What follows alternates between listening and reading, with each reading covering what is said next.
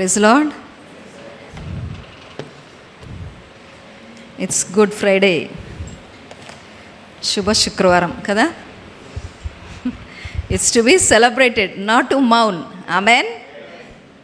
శ్రమ దినాలు అని పిలుస్తారేమో కానీ it's all being done. It's a finished work that we are celebrating this day. Amen. దేవుడు కార్యము చేసి ముగించిన రోజు ఇది. ఆమెన్. కాకపోతే ఈ దినం మరొకసారి దేవుడు చేసిన కార్యము గుర్తు చేసుకుంటూ ఆయన మాటను మరొకసారి let us ponder on his word. అని ఏంటి ఇప్పుడు శిలువ కార్యము అని మనం మాట్లాడతాం కదా, దేవుడు తన రక్తాన్ని చిందించాడు అని మాట్లాడతాం. ఇవన్నిటిని బట్టి ఏంటి వాక్యంలో ఒకసారి మనం చూసుకుంటూ ధ్యానిద్దాం ఈ దినము. I just want to once more retreat, మరొకసారి శిలువ యొక్క ఉద్దేశము నేను మాట్లాడాలని ఆశపడుతున్నాను. So there is a purpose for the cross. అవునా? ఒక ఉద్దేశం ఉన్నది కదా, శిలువ కార్యము బట్టి ఒక ఉద్దేశం ఉన్నది దేవుడికి. And also there is a manner of life, ఒక లైఫ్ స్టైల్ ఉంది శిలువలో. చూద్దాం ఈరోజు, మనం ధ్యానిద్దాం. సో మనం ఆది నుండి కూడా చూసుకుంటే from the beginning, from Adam and Eve, God was part of human life. అంతే కదా.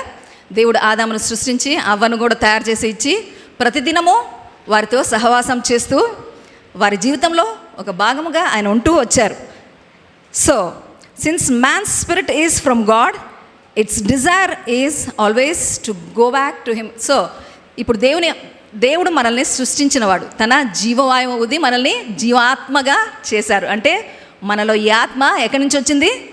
దేవుని నుంచి వచ్చింది. కాబట్టి మనకు తెలిసినా తెలియకపోయినా deep down every human being has this quest to go back to where it has come from. అంటే తెలిసినా తెలియకపోయినా ప్రతి మానవ హృదయంలో ఏముంటుందంటే తిరిగి తన దేవుడి యొద్దకి వెళ్ళాలనే ఒక ఆలోచన ఉంటుంది.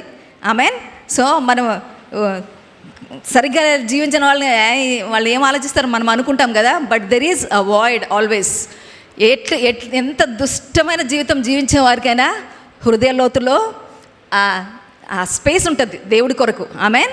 So until Adam's disobedience there was a direct fellowship with God to man, but after the fall there is no such fellowship between God and man. So ఎప్పుడైతే ఆదాము దేవుని మాటను అతిక్రమించాడో అక్కడ పాపం అనేది ఎంటర్ అయిపోయింది. సో పాపం ఉన్న చోట దేవుడు ఉండగలడా? ఉండలేడు. కాబట్టి అక్కడ ఏదైతే సహవాసము ఆదాము కలిగి ఉండేనో అది కట్ అయిపోయింది. So it was stop there. So when the wickedness of man was great on the earth, God had to eradicate that wickedness from the face of the earth. తర్వాత చూస్తే దేవుని సహవాసం లేదు. ఏమైంది? మనిషిలో దుష్టత్వం పెరిగిపోతూ వచ్చింది. దేవుడితో సహవాసం ఉన్నంతకాలము బాగుండింది, కానీ ఎప్పుడైతే పాపము ప్రవేశించిందో ఏమైంది? మానవాళి అంతా కూడా దుష్టత్వంలోకి నడవడం మొదలుపెట్టారు. నోహవు టైం వచ్చేసరికి ఏం జరిగింది? దేవుడు ఆ దుష్టత్వాన్ని చూసి బాధపడి అక్కడ జలప్రళయం తీసుకుని వస్తారు. ఎందుకు? ఆ పాతదంతా తీసివేయాలని. ఏదైతే సరిగ్గా లేదో, నేను ఎందుకైనా సృష్టించానని బాధపడి దేవుడు అదంతా తొలగించడానికి ఆ జలప్రళయం తీసుకొస్తారు. కానీ నోవహు మాత్రము నీతిమంతుడిగా దేవుడి దృష్టిలో ఆయన కనికరింపబడతాడు. సో నోవహు నుంచి మళ్ళీ జనరేషన్స్ స్టార్ట్ అయ్యాయి. So through Noah and his sons the earth was populated once again. Along the way, we again see man's search for God and thereby idol worship. So, Noah time నుంచి population అంతా పెరగడం మొదలుపెట్టింది. అక్కడ నుంచి విస్తరణ జరిగింది కదా. People multiplied on the face of the earth.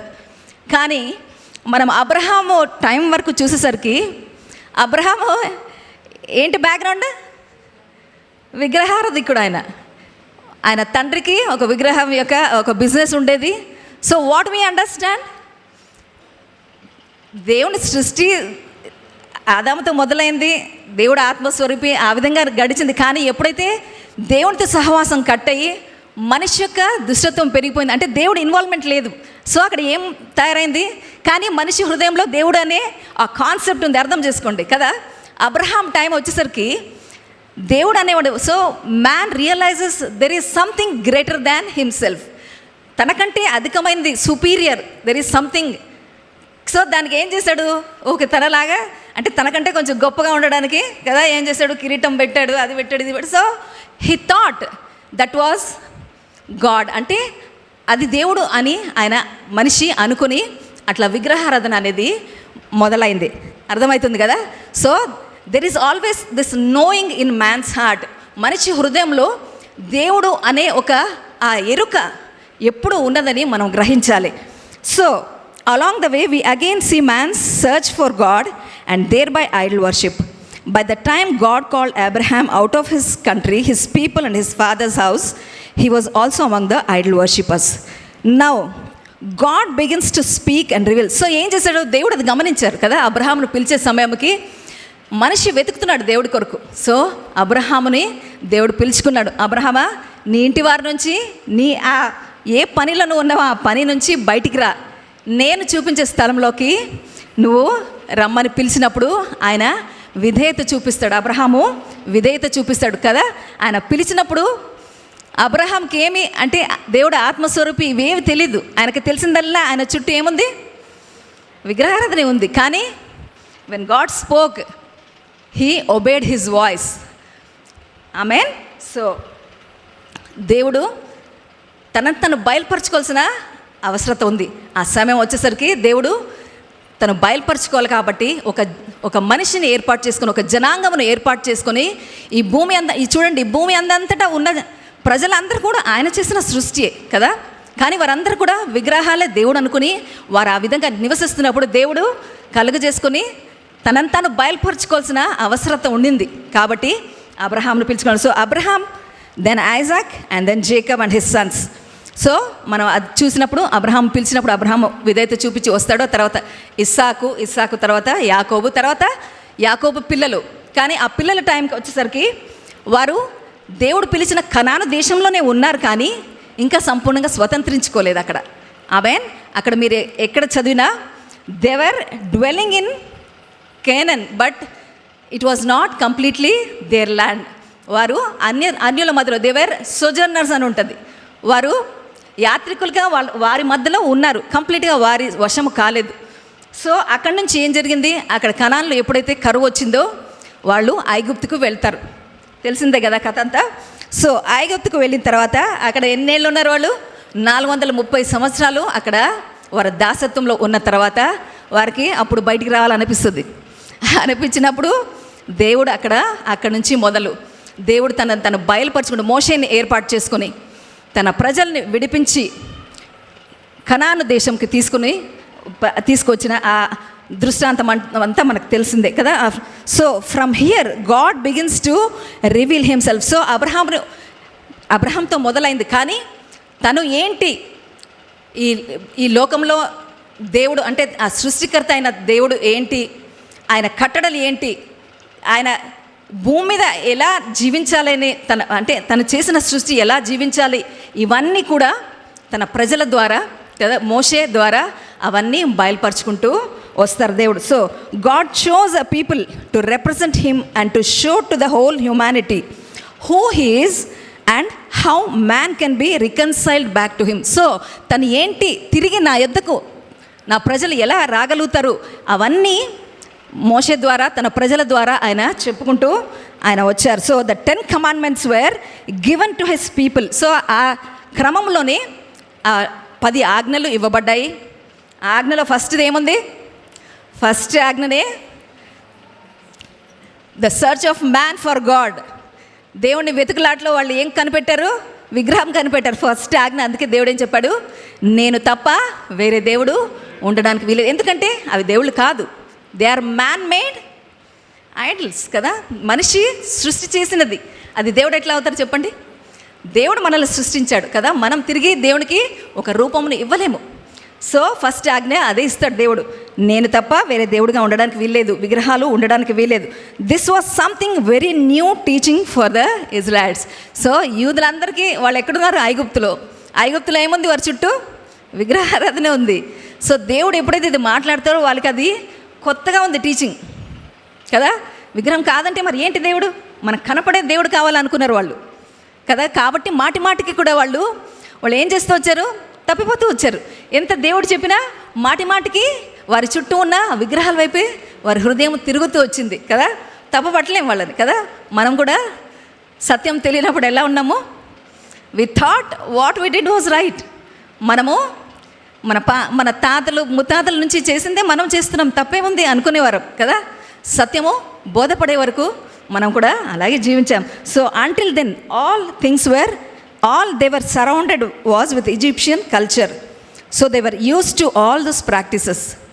That is why time and again they were attracted to all those వారు ఆచారాలు అవే ఇష్టమయ్యేది వాళ్ళకి కదా. కానీ దేవుడు అవి కాదు అని చెప్పుకుంటూ, so God gave them the law through Moses. So మోషే ద్వారా ఒకటిగా దేవుడు తను ఏంటి, మీరు ఎలా ఉండాలి, ఇవన్నీ చెప్పుకుంటూ, ఎప్పుడైతే విగ్రహారాధన తప్పు దేవుడి దృష్టిలో, అది కాకుండా మనిషి జీవితం కూడా కదా, డే టు డే లైఫ్లో వారి తప్పులు జరిగించుకుంటూ వస్తూ ఉండగా అవన్నిటి విషయమై కూడా దేవుడు మాట్లాడుతూ వచ్చారు. మీరు చేస్తుంది తప్పు, అలా ఆ పాపంలో ఉంటే తిరిగి నా యుద్ధకు రావడానికి అవకాశం లేదు. కాబట్టి దేవుడు అక్కడ ఏం ఏర్పాటు చేశాడంటే he included atonement of sin. So పాపం యొక్క ప్రాయశ్చిత్తము అనే ఒక నియమము వారికి దేవుడు అక్కడ పెడతారు. సో ఒకసారి చూద్దాం, లేవికాండము 16వ అధ్యాయము 29-30 చదవండమ్మా. లేవికాండము. సో క్రాస్ యొక్క పర్పస్ మనం మాట్లాడుకుంటున్నాం. దీనికి ముందు నేను ఫస్ట్ నుంచి ఏం జరిగింది నేను చెప్తూ వస్తున్నాను, అర్థం చేసుకోవడానికి ప్రయత్నించండి.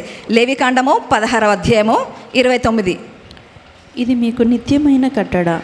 స్వదేశులు కానీ మీ మధ్య నుండి పరదేశులు కానీ మీరందరూ 7వ నెల 10వ నాడు ఏ పని అయినను చేయక మిమ్మును మీరు దుఃఖపరుచుకొనవలెను. ఏలయనగా మీరు యెహోవా సన్నిధిని మీ సమస్త పాపముల నుండి పవిత్రులగునట్లు ఆ దినమున మిమ్ము పవిత్రపరచునట్లు మీ నిమిత్తము ప్రాయశ్చిత్తము చేయబడెను. సో అక్కడ ఏం ఏర్పాటు చేశారు దేవుడు? మీరు పాపంలో ఉన్నారు కాబట్టి మీ పాపము నుండి మీరు పవిత్రపరచడానికి ఒక దినమును ఏర్పాటు చేసి, ఆ దినము it's called the Day of Atonement. 34వ వచనం చదివితే ప్రతి సంవత్సరం కూడా దేవుడు అది ఆచరించమని వారికి చెప్పారు. ఏంటది? ప్రతి సంవత్సరం కూడా ప్రధాన యాజకుడు తన పాపము కొరకు, తన కుటుంబం యొక్క పాపము కొరకు, అలాగే ప్రజలందరి పాపము కొరకు అతి పరిశుద్ధ స్థలంలోకి వెళ్ళి కదా, గొర్రెపిల్లల రక్తము తీసుకుని వెళ్ళి ప్రోక్షించి అక్కడ ప్రాయశ్చిత్తము జరిగించడము మనకు తెలిసిందే కదా. గుర్తుపెట్టుకోండి, ఇది దేనికి? ఇది పాపము నుండి విడుదల కొరకు దేవుడు ఏర్పాటు చేసిన ఆ ప్రాయశ్చిత్తం యొక్క ఒక కట్టడ అది. ఆమేన్. సో ఈ అటోన్మెంట్ మనకు డౌట్ రావచ్చు, ఎందుకు మనం జీవిస్తే తప్పేముంది కదా అనిపించింది ఎప్పుడైనా? తప్పేముంది, ఇప్పుడు మన పరిస్థితుల అనుగుణంగా మనము జీవిస్తాం, అందరూ తప్పేముంది అనుకుంటాం కదా. But according to God, so దేవుడు అందుకే ఈ అటోన్మెంట్కి ముందు తన కట్టడాలన్నీ చెప్పుకుంటూ వచ్చాడు. నువ్వు ఇది చేస్తే తప్పు, ఇది చేస్తే కరెక్ట్, ఇది తప్పు, అది కరెక్ట్ అని చెప్పుకుంటూ, సో ఆ ప్రకారము తప్పు జరిగినప్పుడల్లా కూడా అక్కడ ప్రాయశ్చిత్తము జరగాలి. సో తప్పు అంటే ఏంటి? Sin is nothing but disobedience to what God has said. దేవుడు చెప్పిన దానికి వ్యతిరేకంగా చేయడమే, అవిధేయతనే పాపముగా ఎంచబడింది. So the wages of sin is death. రోమాపత్రిక 6వ అధ్యాయము 23వ వచనం చూస్తే మనకి ఎందుకు ప్రాయశ్చిత్తం కావాలి అంటే, పాపములో మనం అలాగే నడుస్తూ ఉంటే ఏం జరుగుతుందంటే దాని అంతము ఏమైందని వాక్యం చెప్తుంది. చూడండి, 6వ అధ్యాయము 23వ వచనము రోమాపత్రిక. ఏలయనగా పాపము వలన వచ్చు జీతము మరణము. సో పాపం వల్ల వచ్చు జీతం ఏంటి? సో పాపం వల్ల వచ్చే జీతం మరణం అంటే నిత్య మరణం. It's an ever lasting death. So ever lasting death అంటే సీరియస్ ప్రాబ్లం ఉందా లేదా చెప్పండి. We should realize that first. ఎందుకు క్రాస్ అనేది ఎందుకు వచ్చింది అని చెప్పడానికి ఇవన్నీ మనం మాట్లాడుకుంటున్నాం. సో పాపంలో అలాగే కొనసాగితే దాని అంతం ఏంటి? నిత్య మరణం. అంటే దేవుడి నుంచి ఇంకెప్పటికీ దేవునికి మనం చేరుకోలేము, ఎందుకంటే పాపం ఉన్న స్థలంలో దేవుడు ఉండలేరు. సో జీసస్ కాబట్టి అప్పుడు కాలానికి ఏముంది? అప్పుడు ఇంకా యేసు ప్రభు యొక్క రాకడ జరగలేదు. కాబట్టి దేవుడు ఏం కట్టడ పెట్టాడు? జంతువుల యొక్క రక్తంతో ప్రతి సంవత్సరం కూడా వారు అక్కడ ప్రాయశ్చిత్తము జరిగించడము మనం చూస్తున్నాం. So there had to be a permanent solution for that కదా. So Jesus shedding his blood on the cross was the permanent solution. So సంవత్సరము జరిగించడం కాదు, ఒక్కసారికే కదా. ఒక పరిశుద్ధమైన రక్తము చిందింపబడవలసిన అవసరత దేవుడికి తెలుసు. కాబట్టి వాక్యం ఏం చెప్తుంది? సిలువ అనేది తండ్రి హృదయంలో, ఈ భూమి పునాది లేనప్పుడే ఆయన హృదయంలో ఉన్న ఆలోచన అది. ఒకసారి చూడండి, 1 పేతురు 1:20. 1 పేతురు 1:20 ఒకసారి చదువుదాం.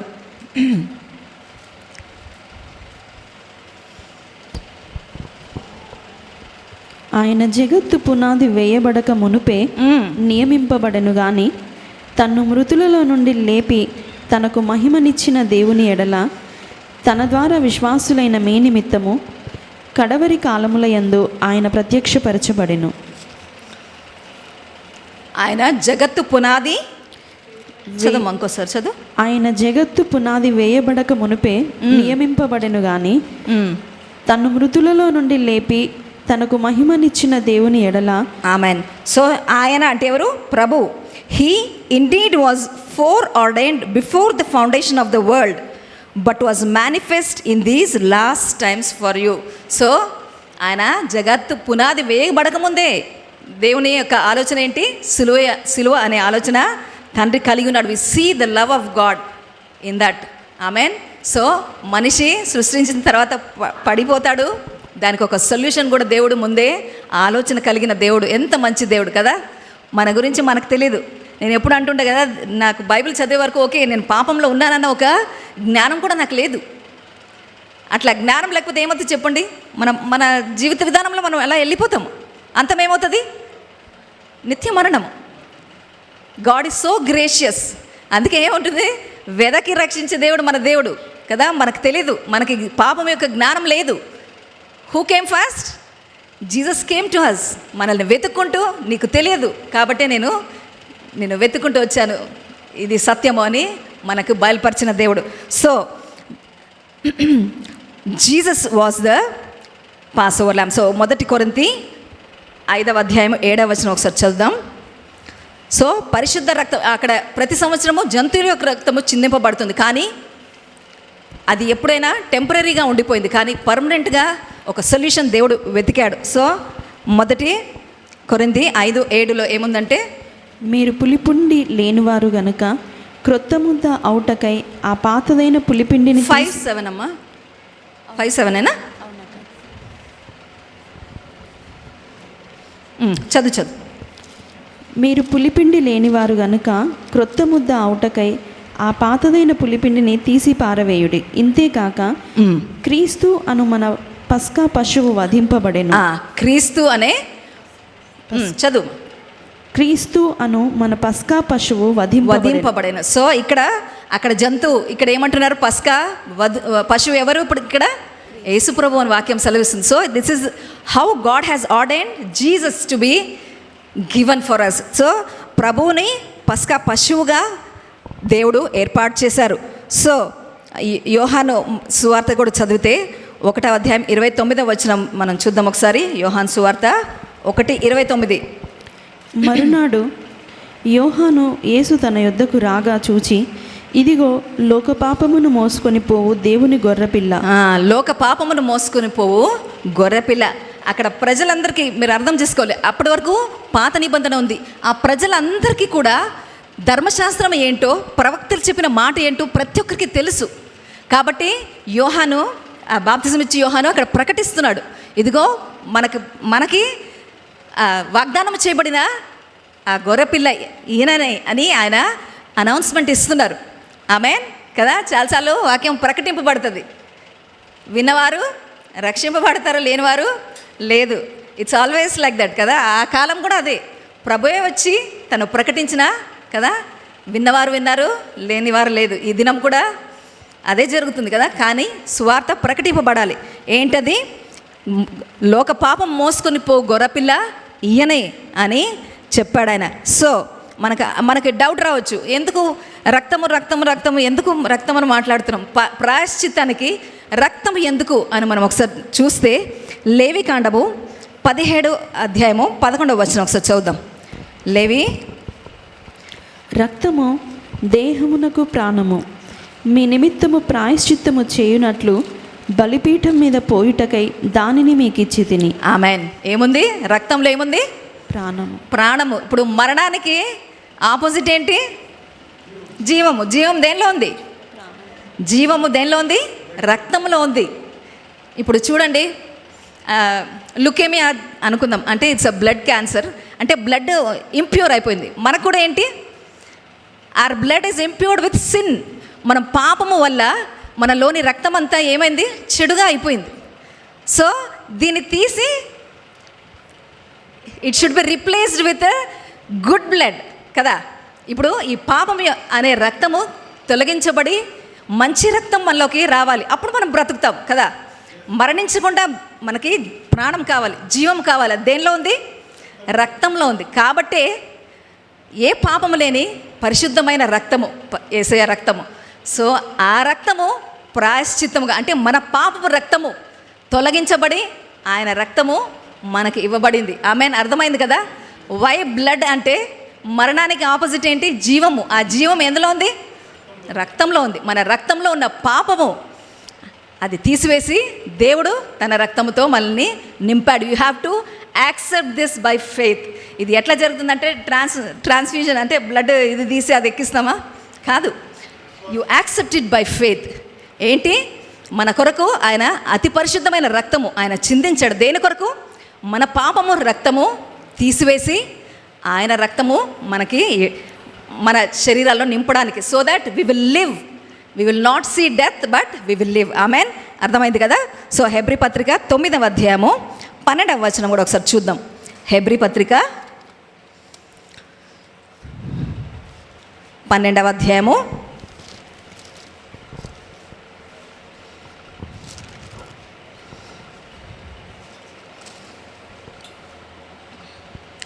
12వ వచనం. 9 అన్నా? హెబ్రీ 9:12.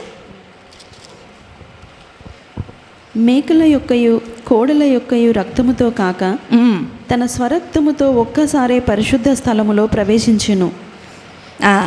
చూడండి, మేకలు గొర్రెలు మనం ఇందాక ఏమనుకున్నాము? పాత నిబంధనలో ప్రతి సంవత్సరం కూడా మేకలు గొర్రెల రక్తం తీసుకొని ప్రధాన యాజకుడు అతి పరిశుద్ధ స్థలంలోకి వెళ్ళి పాపం యొక్క ప్రాయశ్చిత్తం జరిగించేవాడు. సో ఇక్కడ ఏం చెప్తున్నారు?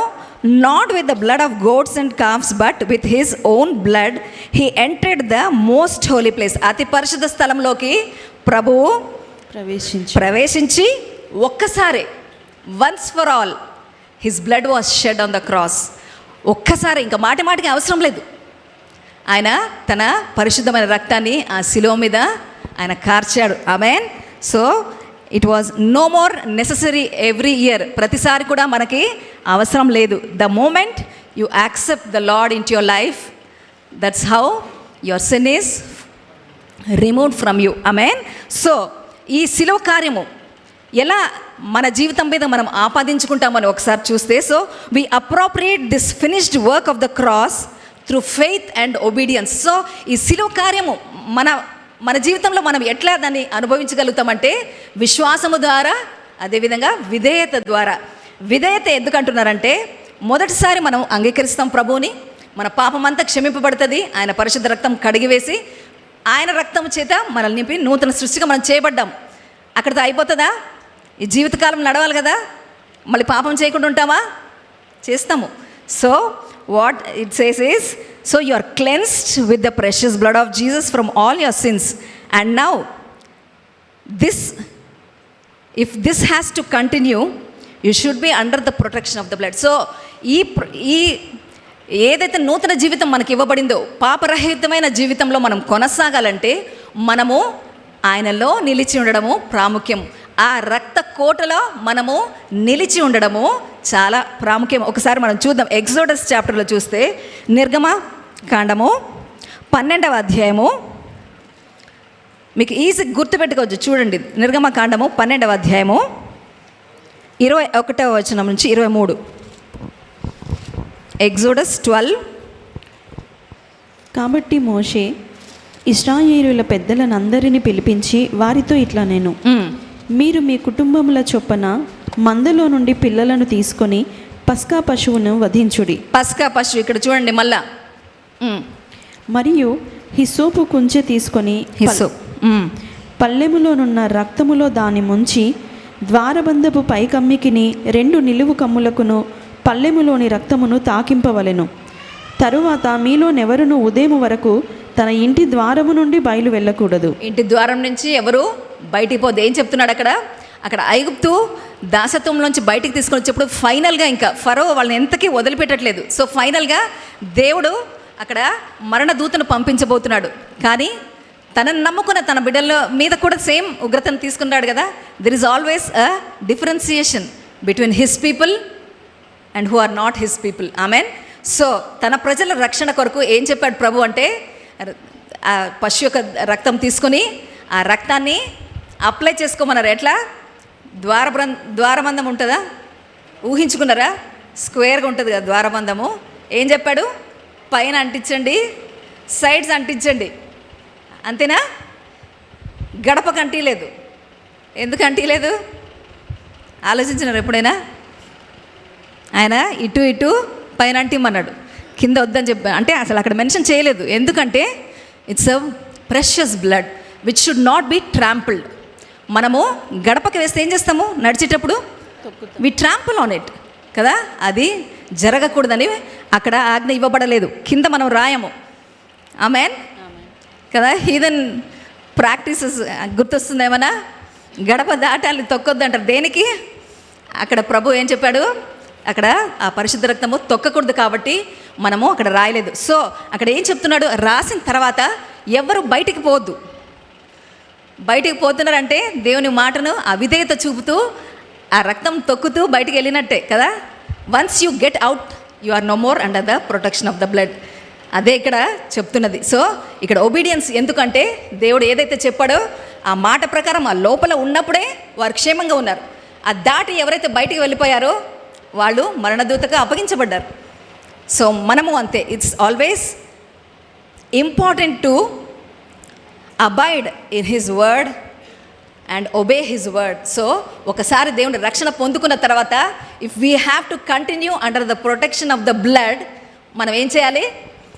మన జీవితంలో ఆయన వాక్యానుసారంగా జీవితాన్ని మనం నడిపించుకోవాల్సిన అవసరం ఉంది. ఎందుకు?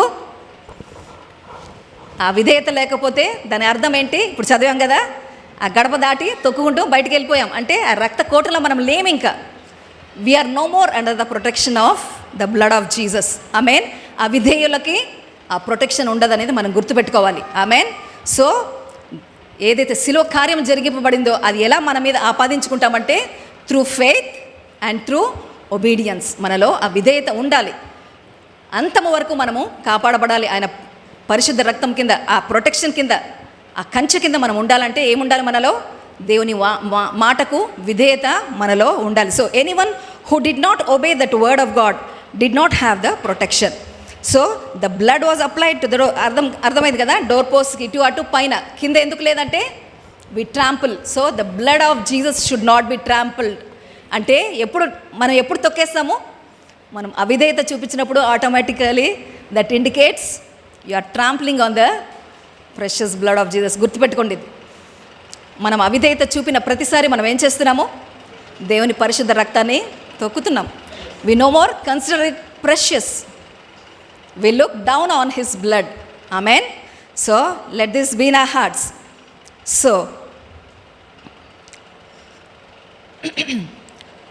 ఆయన పరిశుద్ధమైన రక్తము, it's the blood of Jesus is a precious blood without blemish and without spot. ఆయనలో ఏ పాపము లేదు. మీరు పేతురులో చదివినప్పుడు you are saved through the incorrupted word and through his unspot. అంటే ఆయన చూడండి ఒకసారి 1 పేతురు 1 అధ్యాయము 18-19 మనం చదువుతాం ఆ మాటని. గుర్తుపెట్టుకోండి, ఆయన పరిశుద్ధమైన రక్తం అది.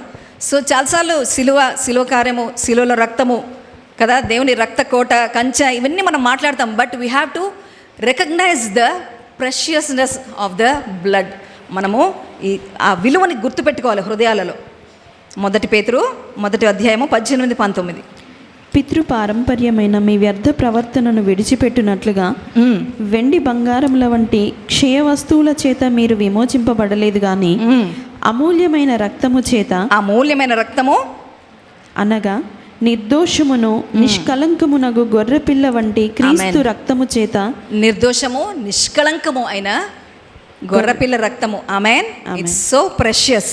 It's without blemish and without spot. ఇది ఎప్పుడు మర్చిపోద్దు. So never esteem the work of the cross lightly. ఎప్పుడూ తేలిక తీసుకోవద్దండి కదా. మనము డిజోబే చేసినప్పుడు లేదు గుర్తు రావాలి మనకి కదా. We're trampling on the precious blood అనేది మనం గుర్తు చేసుకోవాలి. So we should ponder everyday on what the blood of Jesus has done for us. So దీన్ని బట్టి ఏం చేయాలి? ప్రతిదినం కూడా గుర్తు చేసుకోవాలి. అది ఒక రోజుతో అయిపోయేది కాదు. నేను సిద్ధపరచుకున్నప్పుడు ఎంత విస్తారంగా అంటే ఒకటి చేస్తే అరే ఇది చెప్పాలి కదా అది చెప్పాలి కదా అనిపిస్తుంది. అంటే నేను అనుకున్నా అవును కదా, it's about eternal life. There is so much. అంటే ఒక ఇటర్నిటీలో మాట్లాడుకున్నా సరిపోనంత ట్రెజర్ అది. Amen. So everyday remember the work of the cross, remember the precious blood of Jesus. Amen. So కొన్ని పాయింట్స్ మనం చూసుకుందాం. సో పరిశుద్ధమైన రక్తం ద్వారా మనకి ఏమి జరిగింది అంటే ఎఫెసీ పత్రిక 1:7 ఒకసారి చూస్తే, ఎఫెసీ పత్రిక 1వ అధ్యాయం 7వ వచనంలో, దేవుని కృపా మహదైశ్వర్యమును బట్టి ఆ ప్రియుని యందు ఆయన రక్తము వలన మనకు విమోచనము. ఆయన రక్తం వలన ఏం కలిగింది? మనకి విమోచన కలిగింది. విమోచన అంటే ఏంటి? Redemption through his blood. Redemption means the act of buying back something. ఏంటంటే విమోచన అంటే ఒక వెల చెల్లించి తిరిగి కొనుక్కోవడము. సో ప్రభు రక్తం ఏం చేసింది? పాపముకు మన శత్రువు చేతిలో ఉన్న మన జీవితాన్ని ఏం చేశాడు? ఆయన తన రక్తం ఇచ్చి కొనుక్కున్నాడు. మనల్నందరినీ కూడా ఆయన విమోచించాడు. He has redeemed us with his precious blood. విమోచన జరిగింది. విమోచన అంటే ఏంటి? మనము శత్రు చేతిలో అమ్మబడ్డాం. ఆదాము చేసిన పాపమును బట్టి మనందరం ఎవరి చేతిలో ఉన్నాము? శత్రు చేతిలో ఉన్నాం, అపవాది చేతిలో ఉన్నాం కదా. వాడి చేతిలో బాగుందా జీవితము? చెప్పండి. బంధకాలు ఉన్నాయి. దాని అంతం ఏంటి? నిత్య మరణము. అక్కడి నుంచి ఏం చేశాడు? ప్రభు యొక్క రక్తము మనల్ని తిరిగి అక్కడి నుంచి మనల్ని కొని మనకి విమోచన దొరికింది దాని నుంచి. So we were under the enemy's hand and the blood of Jesus has purchased us back to God. Amen. So let the redeemed of the Lord say so అని ఉంటుంది కదా. కీర్తనలు ఏమంటారు? విమోచింపబడిన వారు ఇలాగూ చెప్పుదురు కాక ఏం చెప్పాలి? By the blood of Jesus I'm redeemed. చెప్పండి. By the blood of Jesus I'm redeemed. దేవుని పరిశుద్ధ రక్తము ద్వారా నేను విమోచింపబడ్డాను. ఆమేన్. ఈ మాట మన నోట్లో ఎప్పుడు ఉండాలి కదా. నీతిమంతుల గుడారాల నుండి ఏం పాట వినబడాలి? రక్షణ సునాదము చేస్తున్నాం. అది గుర్తు చేసుకోవాలి. దేవుని పరిశుద్ధ రక్తము మనల్ని తిరిగి కొనింది, మనల్ని విమోచించింది అనేది మాట గుర్తుపెట్టుకోండి. రెండవదిగా 1 యోహాను 1:7 ఒకసారి చూద్దాం. 1 యోహాను పత్రిక 1వ అధ్యాయం 7వ వచనం. There came the cleansing part. అయితే ఆయన వెలుగులోనున్న ప్రకారము మనమును వెలుగులో నడిచిన ఎడల మనము అన్యోన్య సహవాసము గలవారమయుందుము. అప్పుడు ఆయన కుమారుడైన యేసు రక్తము ప్రతి పాపము నుండి మనలను పవిత్రులుగా చేయును. ఆమేన్. ప్రతి పాపము నుండి మనల్ని పవిత్రులుగా చేస్తుంది. ఎప్పుడు ఏం చెప్తుంది వాక్యము? If we walk in the light as he is in the light we have fellowship with one another. సిలువ కేవలము గాడ్ అండ్ యూ కాదు, దేవుడు నేను మాత్రమే కాదు. సిలువలో ఏముంది? One another. There is a fellowship of one another. ఏముంది? ఆయన వెలుగులో నడిచినట్లు మనము వెలుగులో నడిస్తే ఏం కలిగి ఉంటాం? మనము ఒకరితో ఒకరు మనము సహవాసం కలిగి ఉంటాము. అప్పుడు ఏం చేస్తుంది? అప్పుడు ఆయన కుమారుడైన యేసు రక్తము ప్రతి పాపము నుండి మనల్ని కడుగుతుంది. సో ఇక్కడ ఏం? Cleansing of our sins. మన ప్రతి పాపము అతిక్రమము నుంచి పరిశుద్ధమైన యేసు రక్తము మనల్ని కడుగుతుంది. కానీ కండిషన్ ఏంటి? You have to walk in the light, and if you walk in the light you will have మనకు ఒకరితో ఒకరు సహవాసం సరిగ్గా లేదంటే దాని అర్థం ఏంటి? We're not in the light. అర్థం చేసుకోండి. ఒకరు చూస్తే ఒకరికి పడట్లేదు అనుకుంటూ పోతున్నామంటే ఏంటి దాని అర్థము? We're not in the light and the blood of Jesus will not cleanses. Amen. So ఇక్కడ ఏం చేస్తుంది? రెండవదిగా దేవుని పరిశుద్ధ రక్తము మన ప్రతి పాపం నుంచి మనల్ని కడుగుతుంది. But as long as we walk in the light and as long as we have fellowship with one another, the blood of Jesus will cleanse us. Amen. So this is a continual process. Amen. మర్చిపోద్దు. మూడవదిగా చూద్దాం. రోమాపత్రిక 5వ అధ్యాయం 9వ వచనం. రోమాపత్రిక 5:9. కాబట్టి ఆయన రక్తము వలన ఇప్పుడు నీతిమంతులముగా తీర్చబడి మరింత నిశ్చయముగా ఆయన ద్వారా ఉగ్రత నుండి రక్షింపబడదు. ఆమేన్. ఆయన రక్తం ద్వారా ఏం చేయబడ్డాం? మనము నీతిమంతులుగా మనము పిలువబడుతున్నాం. So 5:9, having now been justified by his blood we shall be saved from the wrath through him. Amen. So మనం ఇప్పుడు దేవుని పరిశుద్ధ రక్తం ఏం చేసింది? మనల్ని నీతిమంతులుగా తీర్చబడింది. అంటే దాని అర్థం ఏంటి? ముందు ఏమై ఉన్నాము? So we know we're guilty of sin. మనము పాపంలో ఉన్నవారము. The result is punishment, but the blood of Jesus makes us right before God. పాపం చేశాము కాబట్టి దాని పర్యవసానం మనం అనుభవించాలి కదా, దాని యొక్క పనిష్మెంట్ తీసుకోవాలి. కానీ దేవుని పరిశుద్ధ రక్తం ఏం చేసింది? మనల్ని it has justified us, it has made us righteous before the father. అక్కడ యేసయ్య పరిశుద్ధ రక్తము ఏం చేస్తుంది? తండ్రి ముందు మనల్ని నిందారహితంగా నిలబెడుతుంది. జస్టిఫైడ్ అంటే ఏంటి? Just as if I had not sinned. We're justified అంటే ఏ పాపము చేయనట్టుగా దేవుని రక్తము మనల్ని కడిగివేస్తుంది. దట్స్ ద కదా beautiful thing that we have from the blood of Jesus. So we are made righteous by the righteousness of God, of Jesus, and Jesus has no sin. అంతే కదా. మనం ఎలా నీతిమంతులుగా తీర్చబడ్డాము? ప్రభు యొక్క నీతిని మనం ధరింపచేసి మనము నీతిమంతులుగా తండ్రి ముందు నిలబెడుతున్నారు. ఆ నీతి ఎటువంటి నీతి? ఏ పాపం లేనిది కదా.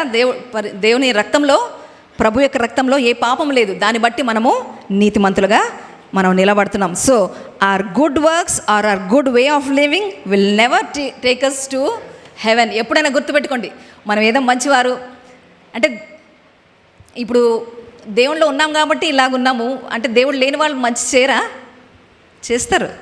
మంచి వాళ్ళు ఉన్నారు చాలామంది లోకంలో. ఉన్నారా లేదా? ఉన్నారు. But the word of God says మనుషుల నీతి మురికి గుడ్డల వల్లే ఉంది దేవుని ముందు. ఆయన యాక్సెప్ట్ చేసే ఒకే ఒక నీతి ఏంటది? ప్రభు యొక్క రక్తము ద్వారా వచ్చే ఆ నీతి మాత్రమే మనల్ని పరలోకానికి చేరుస్తుంది. ఆమేన్. సో మూడోదిగా మనకి ఏమైంది? నీతిమంతులుగా తీర్చబడ్డాం. ఆ తర్వాత హెబ్రీ పత్రిక 13:12 ఒకసారి చదువుదాం. హెబ్రీ పత్రిక 13:12. We're sanctified by the blood of Jesus. కావున యేసు కూడా తన స్వరక్తము చేత ప్రజలను పరిశుద్ధపరిచారు. So he set us apart, he made us holy. మనల్ని పరిశుద్ధ రక్తం, యేసయ్య పరిశుద్ధ రక్తము ఈ లోకంలో నుండి కదా, ఈ పాపపు క్రియల నుండి మనల్ని వేరుపరుస్తుంది. పరిశుద్ధపరచడం అంటే ఏంటి? సెట్టింగ్ అస్ అపార్ట్ ఫ్రమ్ ఈ లోకం మలినం నుంచి మనల్ని వేరుపరిచేది ఏంటి? దేవుని పరిశుద్ధ రక్తము. సో ఇప్పుడు మొదటిసారి దేవుని అంగీకరించాము, ఇంకెప్పటికీ అట్లే ఉన్నాము. మనము పాపం మళ్ళీ తప్పు చేస్తాము కదా. God knows that. అందుకే తన పరిశుద్ధ రక్తం ఏంటి? So this sanctification is important because after God had forgiven our sins we're still capable of committing sin.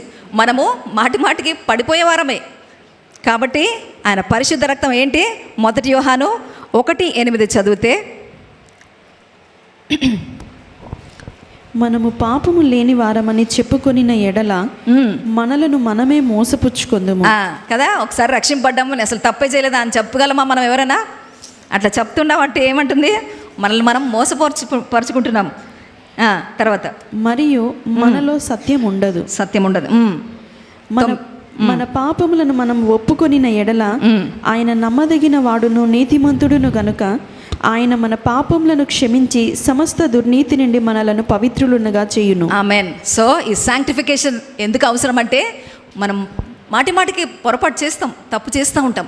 కానీ ఏమంటుంది, ఎప్పుడైతే మనం ఒప్పుకుంటామో నేనేం పాపం చేయలేదంటే అక్కడ క్లెన్సింగ్ ఏమి ఉండదు. కానీ ఎప్పుడైతే నువ్వు అవును తప్పు చేశాను ప్రభువా, నా వల్ల ఈ తప్పు జరిగిందని నువ్వు ఎప్పుడైతే ఒప్పుకుంటావో అప్పుడు ఏమంట, దేవుని పరిశుద్ధ రక్తము మనల్ని ప్రతి దుర్నీతి నుండి మనల్ని పవిత్రులుగా చేస్తుంది. Amen. That's what the blood of Jesus does for us. మన అనుదిన జీవితంలో ఇది గుర్తు చేసుకోండి. దేవుని పరిశుద్ధ రక్తము అని మనం పలుకుతున్నప్పుడు ఏం జరుగుతుంది ఆ పరిశుద్ధ రక్తం ద్వారా అంటే, మనము అపవాది చేతిలో నుంచి విడిపించబడ్డాము కదా. అంతేకాదు మనం పాపం వలన రావాల్సిన ఆ పనిష్మెంట్ రాకుండా దేవుడు మనల్ని కాపాడాడు, నీతిమంతులుగా తీర్చిదిద్దాడు. అంతేకాదు ప్రతిసారి కూడా మనం తప్పు చేసినప్పుడు ఆయన పరిశుద్ధ రక్తం మనల్ని కడిగి వేస్తూ, ఇక్కడ ఇప్పుడు ప్రభు ఎక్కడున్నాడు, తండ్రి కుడిపార్శ్వమున కూర్చొని ఎవరి కొరకు విజ్ఞాపన చేస్తున్నాడు, మన కొరకు, పరిశుద్ధుల కొరకు విజ్ఞాపన చేస్తున్నాడు అని ఉంటుంది వాక్యం. సో నీ కొరకు నా కొరకు ఆయన విజ్ఞాపన చేస్తున్నాడు. ఏంటి, పడిపోయినప్పుడల్లా ప్రభువా నా రక్తం ఆయన కొరకు నేను చిందించాను. So look at my blood. What does he say? Look at my blood and forgive them. ప్రభువు విజ్ఞాపన ఏం చేసేది అక్కడ, నా రక్తమును బట్టి క్షమించు తండ్రి అని అక్కడ వేడుకుంటున్నాడు. అదేవిధంగా మనకేం జరిగింది, మనం మాట్లాడుకున్నాం, ఆది మానవుడు చేసిన తప్పు వల్ల ఆ కనెక్షన్ ఏదైతే కట్ అయిపోయిందో ఆ రికన్సిలియేషన్ జరిగింది ప్రభు యొక్క రక్తమును బట్టి. So when the price of sin was paid by Jesus through his blood, God grants sinners forgiveness. So ఎప్పుడైతే ఆ పరిశుద్ధ రక్తమును మనం ఒప్పుకుంటామో మన పాపములన్నీ తండ్రి క్షమించేశారు. So that means when we accept the lord as our saviour, our sins are forgiven and we stand justified before God. అంతే కదా, మనము దేవుని యొక్క రక్తము ద్వారా కడుగబడి పాపమంతా తొలగించబడి మనము నీతిమంతులుగా ఆయన ముందు నిలబడినప్పుడు, రోమా 5:1 ఒకసారి చూద్దాం. మనము నీతిమంతులుగా తండ్రి ముందు నిలబడతాము.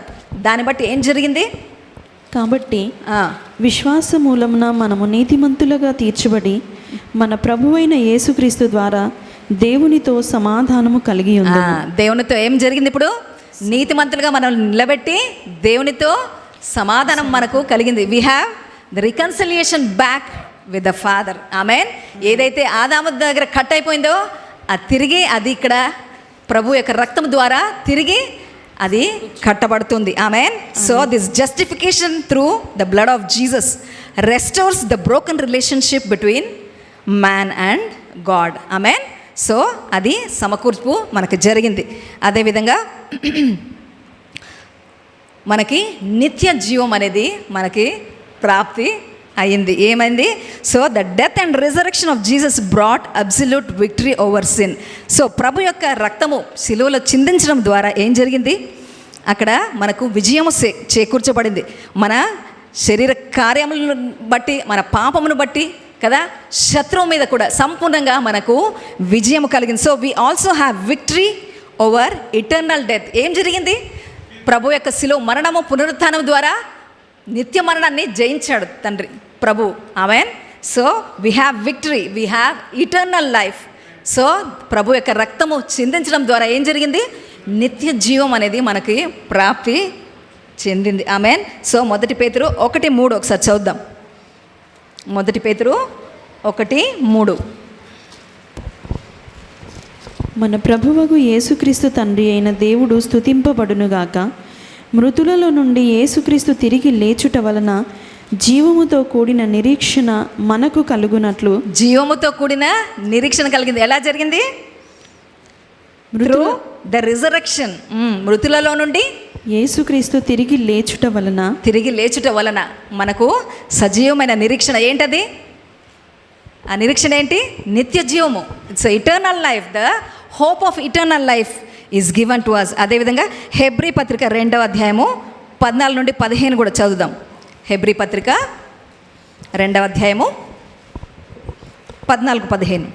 కాబట్టి ఆ పిల్లలు రక్తమాంసములు గల వారైనందున ఆ ప్రకారమే మరణము యొక్క బలము గల వానిని అనగా అపవాదిని మరణము ద్వారా నశింపజేయుటకును జీవితకాలమంతయు మరణ భయము చేత దాస్యమునకు లోబడిన వారిని విడిపించుటకును ఆయన కూడా రక్తమాంసములలో పాలివాడాయను. ఆమెన్. సో ప్రభువు మనలాగా రక్తమాంసంలో పాలిభాగస్తుడై ఇప్పుడు శరీరంలో ఉన్నప్పుడు పాపం జరిగి మనము నిత్య మరణానికి మనం పాత్రలుగా ఉన్నాం. కానీ ప్రభువు కూడా రక్తమాంసంలో పాలిభాగస్తుడై పాపరహితుడిగా జీవించి తన పరిశుద్ధ రక్తము సిలువలో చిందించినందుకు మనకేం జరిగింది? ఆ మరణ భయము నుంచి మనకు విడుదల కలిగింది. ఆ నిత్య మరణం నుంచి మనము తప్పించబడి నిత్య జీవము మనకు కలిగింది. ఆమెన్. సో అదేవిధంగా ప్రభు యొక్క రక్తము ద్వారా నూతన నిబంధన మనకు అనుగ్రహించబడింది. మనకు తెలుసు కదా, పాత నిబంధన తండ్రి జంతువుల యొక్క రక్తము ద్వారా ఆ నిబంధనను చేసుకున్నారు. కానీ it was a failure. God knows it. వాళ్ళు ఎప్పుడూ ఆ నిబంధనలు నిలబడలేకపోయారు. కాబట్టి ఇర్మియా ద్వారా తండ్రి చెప్పాడు, నేను రాబోయే కాలంలో ఒక నూతన నిబంధన. ఒకసారి చూద్దాం. ఇర్మియా గ్రంథము 31 నుంచి 33. ఇర్మియా గ్రంథము 31 నుంచి 33 వచనం.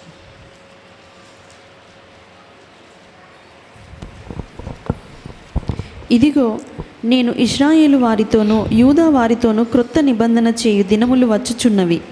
ఇదే యెహోవా వాక్కు. ఆమెన్. అది ఐగుప్తులో నుండి వారిని రప్పించుటకై నేను వారిని చెయ్యి పట్టుకొనిన దినమున వారి పితరులతో నేను చేసిన నిబంధన వంటిది కాదు. నేను వారి పెనిమిటినైనను వారు ఆ నిబంధనను భంగము చేసుకొనిరి. ఇదే యెహోవా వాక్కు. ఈ దినములైన తరువాత నేను ఇశ్రాయేలు వారితోనూ యూదా వారితోనూ చేయబోవు నిబంధన ఇదే. వారి మనస్సులలో నా ధర్మవిధి ఉంచెదను, వారి హృదయము మీద దాన్ని వ్రాసెదను. ఆమెన్. యెహోవా వాక్కు ఇదే.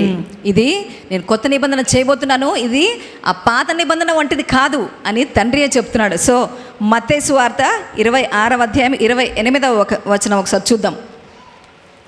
మత్తయి సువార్త 26:28. ఇది నా రక్తము అనగా పాప క్షమాపణ నిమిత్తము అనేకుల కొరకు చిందింపబడుచున్న నిబంధన రక్తము. నూతన నిబంధన రక్తము. ఆయన రక్తము ద్వారా మనకి ఈ నూతన నిబంధన మనకి కలిగింది. Amen. So we have discussed. మనకి పరిశుద్ధ రక్తము ద్వారా ఏం జరిగింది మనము ధ్యానించాము. ఏం జరిగింది? వీఆర్ రిడెంప్షన్ జరిగింది. అంటే అపవాది చేతుల్లో నుంచి మనం విడిపించబడ్డాము. అదేవిధంగా మనము నీతిమంతులుగా దేవుని ముందు నిలబెట్టబడ్డాము.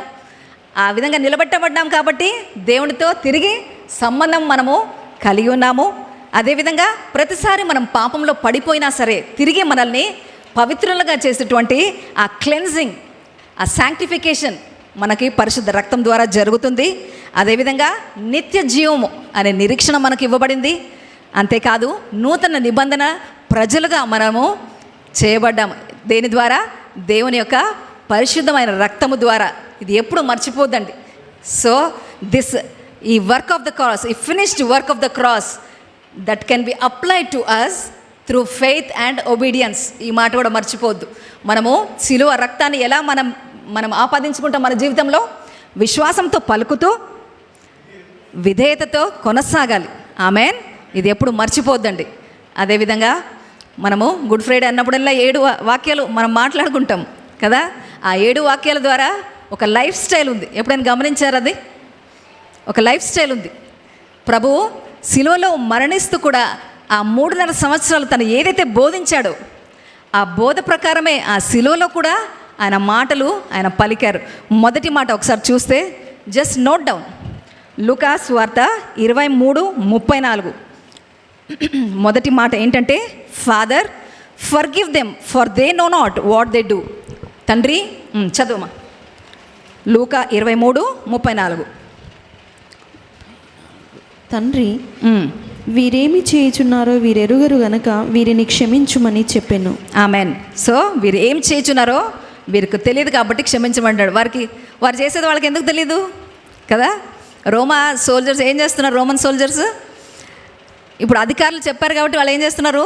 మేకులు కొట్టారు, ప్రభుకు సిలువ వేస్తున్నారు కదా. అప్పుడు సిలువ వేసినప్పుడే కదా ప్రభు పలికింది మాట. వారు ఏం చేస్తున్నారు వారికి తెలియదు కాబట్టి క్షమించండి అంటే వారి ప్రకారము వాళ్ళు ఏం చేస్తున్నారు, మేము కరెక్ట్ చేస్తున్నాం కదా అని వాళ్ళు అనుకుంటారు కదా. చాలాసార్లు మనం కూడా అట్లే అనుకుంటాం. నేను చాలాసార్లు చెప్తాను, మనం ఏమనుకుంటామంటే మనకు ఎదురయ్యే పరిస్థితిని బట్టి మనం రియాక్షన్ కానీ మన యాక్షన్ కానీ మనం ఏమనుకుంటాం, కరెక్టే కదా అనుకుంటామా? కానీ ఎప్పుడైనా దేంతో చూసుకోవాలి, మనము దేవుని వాక్యముతో మనము సరి చూసుకోవాలి. ఏం చెప్తున్నాడు అక్కడ ప్రభు, వాళ్ళకి తెలీదు కాబట్టి he's interceding on their behalf. వారి పక్షాన ప్రభు తండ్రిని వేడుకుంటున్నాడు, ఎందుకంటే వాళ్ళకి తెలియదు. చాలాసార్లు మనం కూడా కదా మన పక్కన వారిని కూడా ఆ విధంగా క్షమించేటట్టు ఉండాలి. మన ప్రకారము అది తప్పుగా కనపడవచ్చు, కానీ they do not know sometimes కదా, వారికి తెలియక చేస్తుండొచ్చు లేదా బలహీనత వల్ల చేస్తుండొచ్చు. What should we carry? We should carry forgiveness in our hearts. ఎలాగా ప్రభు మనల్ని క్షమించినట్లు మన తోటి వారిని కూడా మనము క్షమించేటట్టు ఉండాలి. So it is always through the word of God we should judge hour actions. ఎప్పుడైనా దేవుని వాక్యానుసారంగా మన పనుల్ని మనము జడ్జ్ చేసుకోవాలి. ఇది నేను చేసేది కరెక్టా అని వాక్యం ద్వారా మనము సరి చేసుకోవాలి. సో రెండవ మాట ఏం పలికారు ప్రభు? లూకా సువార్త 23:43. అందుకు ఆయన వానితో, నేడు నీవు నాతో కూడా పరదైసులో ఉందువని నిశ్చయముగా నీతో చెప్పుచున్నాను నేను. ఎవరితో చెప్తున్నాడు ఈ మాట? నేడు నిశ్చయముగా నువ్వు నాతో పరదేశంలో ఉంటావు. ఎవరు చెప్తున్నాడు? సిలువలో అటు ఇటు ఎవరున్నారు? 2 దొంగలు ఉన్నారు. ఎవరు వాళ్ళు? మనమే. అంటే పాపులు, తప్పు చేసిన వారు. 2 దొంగలు అంటున్నాం అంటే తప్పు అంటే పాపంలో బ్రతుకుతున్నవారు. ఇట్స్ యూ అండ్ మీ. అక్కడ ఏంటి, ఒక దొంగ ఏమంటున్నాడు? నువ్వు దేవుడైతే నిన్ను రక్షించుకో, మమ్మల్ని రక్షించు అంటున్నాడు. ఏమర్థమవుతుంది దాన్ని బట్టి? నాకు అర్థమైంది ఏంటంటే he's just concerned about his immediate need. అప్పటికప్పుడు సిలువ దిగిపోయి మళ్ళీ పాపం జరిగించుకోవచ్చు కదా, అప్పటికప్పుడు సమస్య తీరితే చాలు. ఆయనకి ఇటర్నిటీ సంబంధం లేదు. ఇంకొక దొంగ ఏమడుగుతున్నాడు? Maybe because of the presence of God he was convicted in his heart. ఆయన దొంగనే, కానీ ఆయన హృదయం ఒప్పింపబడింది దేవుడి సన్నిధిలో. ఒప్పింపబడి ఏమంటున్నాడు? నువ్వు తిరిగి రాజ్యంలోకి వచ్చినప్పుడు నన్ను జ్ఞాపకం చేసుకో. అంటే ఒక జడ్జిమెంట్ అనేది ఉంది. నేను చేసిన తప్పుకి దేవుడి ముందు నేను నిలబడాలి అనే ఒక ఎరుక ఆయనకు వచ్చింది. కాబట్టి ఆయన పశ్చాత్తాపంతో ఆయన అడుగుతున్నాడు, నన్ను గుర్తు చేసుకో అని. దీన్ని బట్టి ఏమర్థమవుతుంది మనకి? ఎప్పుడైనా టెంపరీగా ఈ సమస్య దాటితే చాలు కాదు. మన ఆలోచన ఎట్లుండాలి? ఇటర్నిటీ, మనం చేసే పనుల ద్వారా మనం అడిగే సహాయము ఆ ఇటర్నిటీలో మనల్ని నిలబెడుతుందా లేదా అనేది మనం ఆలోచన చేయాలి ఎప్పుడైనా కదా. ఒక దొంగ ఆ సమస్య అక్కడికి తీర్తి చాలు, మళ్ళీ పాపంలో పడవచ్చని అంతే ఆలోచన కలిగి ఉన్నాడు. కానీ ఇంకొక ఆయన అయితే తన నిత్యత్వం గురించి ఆలోచన కలిగి ఉన్నాడు. So we have to think like that. మనం కూడా if we have to do something that will benefit us at that point, we have to pause and think its implications in eternity. So ఏదైనా మనము చేస్తున్నామంటే దానివల్ల నిత్యత్వంలో దాని ప్రభావం ఎలా ఉండబోతుంది అనేది ఆలోచన మనం కలిగి ఉండాలి. ఆమెన్. సో ఆ 2 దొంగలు మనలోనే ఆ 2 రకాలైన ఆలోచనలు ఉంటాయి. అక్కడ దొంగలుగా చెప్పబడుతుంది కానీ కదా, కొన్నిసార్లు అట్లా ఆ టెంపరీ అంటే ఇప్పటికిప్పుడు సమస్య తీర్చాలనే ఆలోచన ఉంటుంది మనకి. Amen. So we should think about it. సిలువలో ఇవన్నీ ప్రభు నేర్పిస్తూ ఉన్నారు. Even on the cross he did not forget what he taught. ఆయన అప్పటి వరకు బోధించినది ఏది ఆయన మర్చిపోలేదు. ఆ సిలువలో ఉన్నా కూడా ఆయన నేర్పిస్తూ ఉన్నారు. సో 3వ మాట ఏం చూద్దాం ఒకసారి.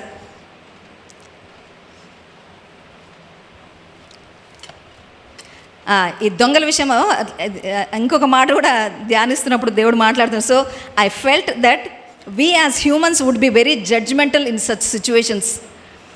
The thief being a thief all his life and now asking Jesus to remember him. మనం ఏమనుకుంటామంటే మనుషులుగా జనరల్గా ఇప్పుడు ఆ దొంగ చూడు అప్పటి వరకు దొంగతనం చేసి ఇప్పుడేమో క్షమించు నన్ను గుర్తు చేసుకుంటున్నాడు అంటే మనం మనుషులుగా ఏమనుకుంటున్నాం?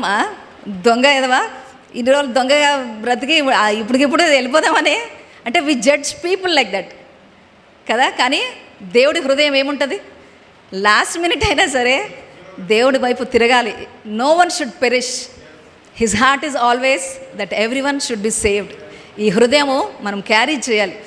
మన తోటివారు, సహోదరులు, అన్యులు ఎవరైనా కానీ కదా, ఎవరైనా సరే రక్షింపబడాలనే ఒక ఆ భారము మనము కలిగి ఉండాలి. ఆమేన్.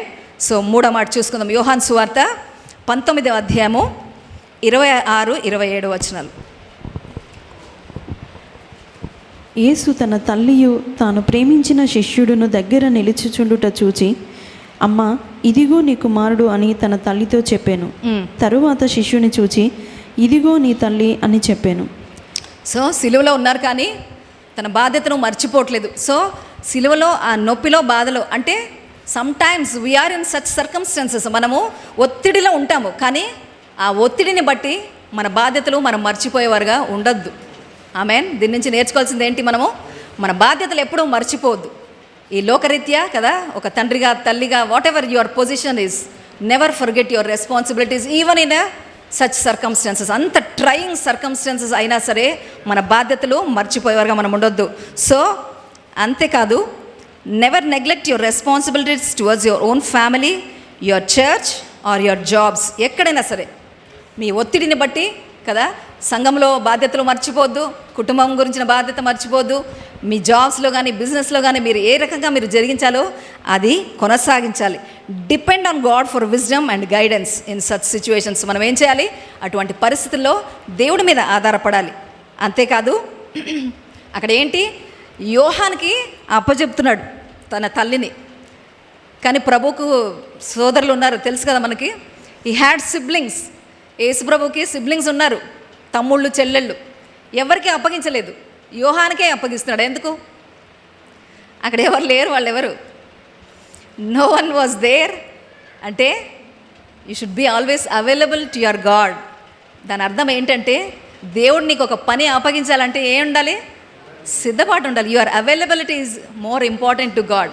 నువ్వు అక్కడ అవైలబుల్గా ఉంటే తప్పకుండా దేవుడు తన పనిని నీకు అప్పగించే ఒక అవకాశము మనకు కలుగుతుంది. Amen. So be available to God to do his work. Amen. So 4వ మాట, మత్తయి సువార్త 27వ అధ్యాయము 46వ వచనము. మత్తయి 27:46 లేదా మార్కు సువార్త 15:34. Mark chapter 15:34 or Matthew chapter 27:46. ఇంచుమించు 3 గంటలప్పుడు యేసు ఏలీ ఏలీ లామా సబక్తాని అని బిగ్గరగా కేక వేసెను. ఆ మాటకు, నా దేవా, నా దేవా, నన్నెందుకు చెయ్యి విడిచితివని అర్థము. ఆమెన్. సో నా చెయ్యి ఎందుకు విడిచితివని ప్రభువు అక్కడ అడుగుతున్నారు. మనకు తెలుసు కదా, ప్రభువు భూమి మీద జీవించినంత కాలము ఏం చెప్తూ వచ్చాడు? నేను, నా తండ్రి ఒకటే. నేను ఎప్పుడు నా తండ్రితోనే ఉన్నాడు. నా తండ్రి నన్ను ఎప్పుడు విడిచిపెట్టలేదు. నా తండ్రి ఏం చెప్తున్నాడో, ఏం చూపిస్తున్నాడో నేను అదే జరిగిస్తున్నానని చెప్తూ వచ్చారు ఆయన. So he had that close fellowship with the father. కానీ ఇక్కడ ఏమంటున్నాడు? తండ్రి, నన్ను ఏలా నువ్వు విడిచిపెట్టావు. ఎందుకు విడిచిపెట్టాల్సి వచ్చింది తండ్రి అంటే, సమస్త మానవాళి యొక్క పాపము ప్రభు మీద ఆ సమయంలో మోపబడింది. He was carrying the sin of the whole humanity at that time. So పాపం ఉన్న చోట దేవుడు ఉండగలుగుతారా? ఆ క్షణము తండ్రి వదిలిపెట్టవలసి వచ్చింది. But still he couldn't bear that separation. ప్రభువు ఆ సపరేషన్, ఆ కాస్త సమయం కూడా ఆయన తట్టుకోలేకపోయాడు. మనం ఎన్ని రోజులు ఉంటాం అట్లా? ప్రేయర్ లేకుండా, ఫెలోషిప్ లేకుండా, చర్చ్ లేకుండా కదా సంవత్సరాలు గడిపేస్తాం మనం. So we should think about it. It was not the agony. అక్కడ ప్రభువు బాధ ఏంటది? తండ్రి విడిచిపెట్టాడని. అంతేగాని అయ్యా పేతురు నన్ను డినై చేశాడు, పేతురు లేడు, నా శిష్యులు లేరు కదా, ఇస్కరియోతు యూదా చూడు ఇట్లా అప్పచెప్పేసినాడు, అది కాదు ఆయన బాధపడుతుంది అక్కడ. ఆ సిలువలో ఉండి ఆయన బాధ ఏంటి? తండ్రి నన్ను వదిలిపెట్టాడన్న బాధ. See we have to check our lives. అంటే దాని గురించి మనం ఎంతసేపు ఈ ఫిజికల్ థింగ్స్ గురించే చాలా శ్రమ పడిపోతూ ఉంటాం కదా. ఆలోచించండి, వాడు అట్లా చేసినాడు, వీడు ఇట్లా చేసినాడు, ఇట్లా మోసం చేసినాడు, బ్యాక్ స్టాప్ చేసినాడు, లేదా నన్ను నాన్న మాటలు అన్నాడు, ఇవే ఆలోచిస్తాం. దాన్ని బట్టి ఎంతో సో సారోఫుల్ వి ఫీల్ కదా. చాలాసార్లు చాలా కష్టపడుతుంది మనస్సు. కానీ ఇక్కడ ఏంటి, ప్రభు ఏం చెప్తున్నారు? తండ్రి ఆయనను విడిచిపెట్టిన దాన్ని బట్టి ఆయన బాధపడుతున్నారు. So that should be also our agony. When we sin we should realize our separation from God. So ఏదైనా తప్పు జరిగితే, పాపం చేస్తే వెంటనే మనకి ఆ గ్రహింపు రావాలి. అరే, నా తండ్రి సహవాసం లేదు, పరిశుద్ధాత్ముడు లేడు అన్న ఆ రియలైజేషన్లోకి రావాలి. అన్న ఉన్నప్పుడు ఎప్పుడు చెప్పేవాడు, ఏం చెప్పేవాడు ఆయన? తప్పు చేయడము, he would always mention it is not that we do not commit mistakes, అంటే తప్పు చేయమని కాదు, but it is how quickly you realize and get back to God అని ఏం చెప్పేవాడంటే, తప్పు చేయడం అంతా చేస్తాం సహజమే, కానీ ఎంత త్వరగా నువ్వు దేవుడి దగ్గరికి రావడము ఇంపార్టెంట్ అని ఆయన చెప్పేవాడు. So we should realize this day. ఆ మాటకి అర్థం ఏంటి? మనము తండ్రి సహవాసంలో ఎప్పుడూ కోల్పోవద్దు, మిస్ కావద్దు. అటువంటి పరిస్థితిలో మనం గ్రహించి వెంటనే తిరిగి దేవునిలోకి రావడం ముఖ్యము. ఆమేన్. సో నెక్స్ట్ మాట చూద్దాం. యోహాను సువార్త 19:28. అటు తరువాత సమస్తమును అప్పటికి సమాప్తమైనదని యేసు ఎరిగి లేఖనము నెరవేరునట్లు నేను దప్పిగొనుచున్నాను. ఐ థర్స్ట్, నేను దప్పిగొనుచున్నాను అంటున్నారు. So Jesus suffered on the cross, not just the spiritual warfare, it was a physical suffering. So మనకు తెలుసు సిలువలో ఆయన ఎంతో ఆ నొప్పినంతా భరిస్తున్నాడు. సో ఆత్మీయ పరిధిలో జరుగుతుంది పోరాటము, అదేవిధంగా ఫిజికల్గా కూడా ఆయన చాలా అక్కడ శ్రమను అనుభవిస్తున్నాడు. మేకలు కొట్టి ఇట్లా వేలాడేసినప్పుడు ఏమవుతుందండి? రక్తం అంతా కారిపోయి కదా, ఆ నొప్పికి ఆ బరువు ఇట్లా శరీర బరువు అంతా కిందికి జారుతుంది కదా, అట్లాంటప్పుడు డిహైడ్రేషన్ అవుతుందంట. సో వాటర్ అంతా వెళ్ళిపోతుంది బాడీలోంచి, ఏమవుతుంది అప్పుడు? దప్పిక అవుతుంది. So when we face such testing times or temptations, we have this hope in the. So దీన్ని బట్టి అక్కడ మనం గ్రహించాల్సింది ఏంటంటే, అంత సఫరింగ్ గుండా వెళ్ళినా ఆయన శిలువ కార్యాన్ని ముగించిన దేవుడు. దాన్ని బట్టి వాక్యం ఏం చెప్తుంది? ఆయన మనలాగా మనిషిగా ఆయన ఎన్నో ఎదుర్కొని మన పరిస్థితుల్లో ఆయన సహాయం చేయగల దేవుడు అని వాక్యం సెలవిస్తుంది. దీన్ని బట్టి వి షుడ్ బి ఎన్కరేజ్డ్. ఒకసారి చూద్దాం. హెబ్రీ పత్రిక 2:18 ఒకసారి చూస్తే,